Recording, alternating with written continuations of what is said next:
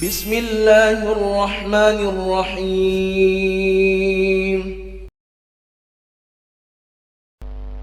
الحمد لله الذي أنعم علينا نعمة الإيمان والإسلام، والذي هدانا إلى صراط مستقيم. أحمده وأشكره وأتوب إليه وأستغفره، ونعوذ به من شرور أنفسنا ومن سيئات أعمالنا. من يهد الله فلا مضل له، ومن يضلل فلن تجد من دونه وليا مرشدا. وأشهد أن لا إله إلا الله وحده لا شريك له، وأشهد أن محمدا عبده ورسوله صلى الله عليه وسلم، وعلى آله وأصحابه والتابعين لهم بإحسان إلى يوم الدين. أما بعد، فيا عباد الله، أوصيكم وإياي بتقوى الله، فقد فاز المتقون. فقال تعالى في كتابه العزيز: أعوذ بالله من الشيطان الرجيم، بسم الله الرحمن الرحيم. يا أيها الذين آمنوا اتقوا الله حق تقاته ولا تموتن إلا وأنتم مسلمون. وقال أيضا: يا أيها الذين آمنوا اتقوا الله وقولوا قولا سديدا يصلح لكم أعمالكم ويغفر لكم ذنوبكم، ومن يطع الله ورسوله فقد فاز فوزا عظيما.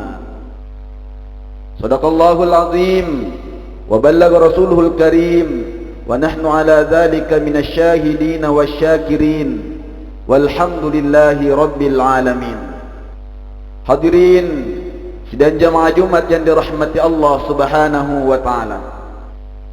Selaku khatib pada mimbar kali ini mengajak kepada diri pribadi, begitupun kepada kita sekalian, untuk senantiasa meningkatkan keimanan dan ketakwaan kita kepada Allah Subhanahu wa taala. Suatu ketika Nabiullah Muhammad sallallahu alaihi wasallam bersabda: "Istahyu minallahi haqqal haya." Qulna ya Rasulullah, inna nastahyi walhamdulillah. Laisa kadzalik, walakin al-istihya minallahi haqqal haya an tahfadha ar-ra'sa ma wa'a wal batana wa ma hawa wal tadhkur al-mauta wal bala, wa man arada al-akhirah taraka ziyadata al-dunya, faman fa'ala dhalik faqad istahya min al-haqqi haqqal haya. Yang artinya,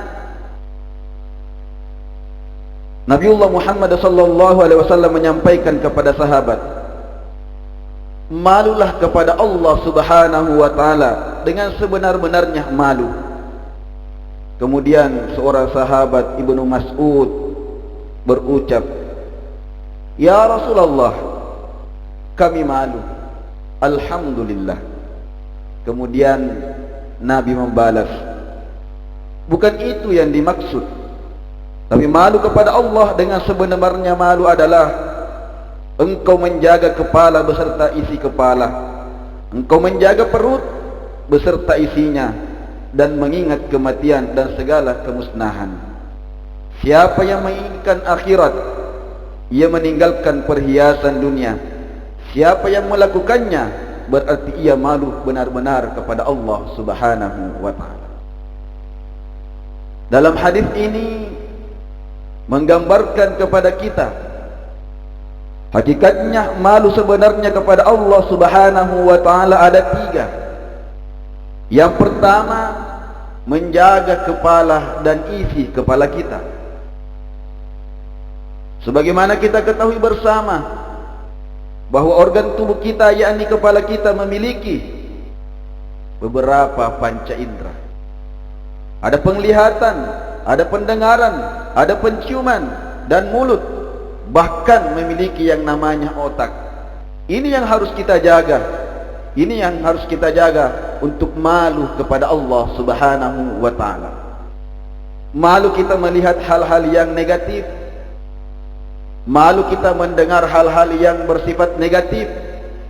Begitupun kita malu untuk berpikir hal-hal yang negatif, karena hakikatnya dari pikiran negatif itu yang akan menimbulkan yang namanya ucapan-ucapan yang negatif. Sebaliknya, pikiran yang baik, pandangan yang baik, insyaallah akan mengeluarkan, menghasilkan pandangan, akan menghasilkan ucapan yang baik. Dalam Al-Quran, Allah Subhanahu wa ta'ala menyampaikan kepada kita banyak qaul, ucapan, qaulan karima, perkataan yang mulia, qaulan ma'rufa, qaulan layyina, yang lembut, bahkan qaulan sadida, perkataan yang benar. Ya ayyuhalladzina amanu taqullah wa qulu qaulan sadida.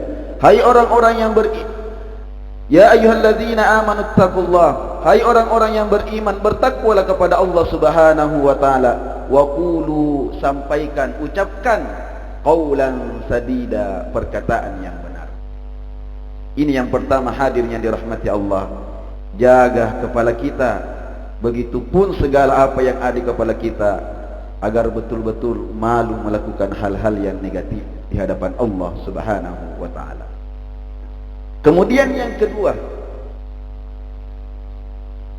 yakni wal batna wa ma hawa, menjaga perut beserta isinya. Bukan hanya menjaga perut kita agar tidak mencret atau tidak sakit, akan tetapi menjaga dari hal-hal makanan yang haram, dari hal-hal yang mana hal tersebut kita tidak mengetahui kejelasan makanannya.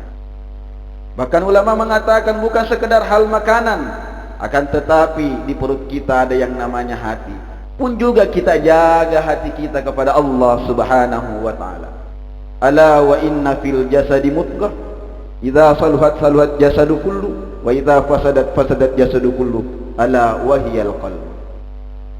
Ketahuilah, dalam organ tubuh manusia ada segumpal daging. Apabila daging itu baik, maka akan berpengaruh pada seluruh anggota tubuhnya. Tetapi sebaliknya, apabila daging itu buruk, maka juga akan berpengaruh pada seluruh anggota tubuhnya. Ala wahiyal qalb, yang dimaksud adalah hati. Maka hadirin yang dirahmati Allah Subhanahu wa ta'ala, jaga perut kita dari hal-hal makanan yang haram.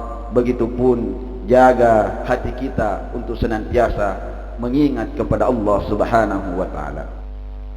Kemudian yang ketiga, yakni mengingat kematian dan segala kemusnahannya. Ketika kita mengingat kematian, maka itu yang akan menjadi tameng bagi kita. Itu yang akan menjadi kontrol dalam diri kita dalam melakukan perbuatan-perbuatan di dunia ini. Ketika mau melakukan keburukan, ingat kematian, yakin dan pasti kita tidak akan melakukan keburukan tersebut, karena kita akan dihisab oleh Allah Subhanahu wa ta'ala. Maka Nabi menyampaikan dalam hadisnya, al-kaisu man dana nafsahu wa amila lima ba'dal maut. Yang dikatakan orang yang cerdas adalah orang yang mempersiapkan dirinya beramal untuk sebelum kematian. Wal ajizu man ittaba nafsahu hawaha wa tamanna 'ala Allah. Tetapi yang dikatakan orang yang bodoh adalah orang yang jiwanya mengikuti hawa nafsunya dan berangan-angan kepada Allah Subhanahu wa ta'ala. Hadirin yang dirahmati Allah Subhanahu wa ta'ala, beruntunglah kita yang diberikan pikiran, hati oleh Allah Subhanahu wa ta'ala, begitupun nafsu, Akan tetapi pikiran dan hati itu mengendalikan hawa nafsu, bukan hawa nafsu yang mengendalikan hati dan pikiran kita. Semoga kita termasuk hamba-hamba Allah Subhanahu wa taala yang betul-betul malu di hadapan Allah Subhanahu wa taala dengan menjaga tiga hal tersebut, menjaga isi kepala kita, menjaga isi perut kita, dan senantiasa mengingat kematian. Amin amin ya rabbal alamin. Barakallahu li wa lakum fil Qur'anil azim wa nafa'ani wa iyyakum bima fihi minal ayati wa dzikril hakim wa taqabbalallahu minni wa minkum tilawatahu innahu huwas samiul alim. Aqulu qouli hadza wa astaghfirullahal azim li wa lakum wa lisairil muslimina wal muslimat fa ya fawzal mustaghfirin wa ya najatat taibin.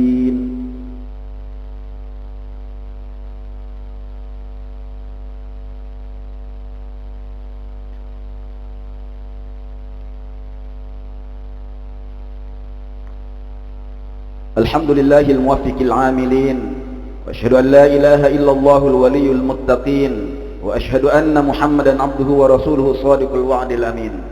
اللهم فصل وسلم على محمد وعلى آله وأصحابه التابعين. أما بعد فيا عباد الله أوصيكم ونفسي بتقوى الله فقد فاز المتقون. يا أيها الذين آمنوا اتقوا الله حق تقاته ولا تموتن إلا وأنتم مسلمون. واعلموا أن الله أمركم بدأ بنفسه وثنى بملائكته بقدسه وقال تعالى ولم يزل قائلا عليما إن الله وملائكته يصلون على النبي يا أيها الذين آمنوا صلوا عليه وسلموا تسليما.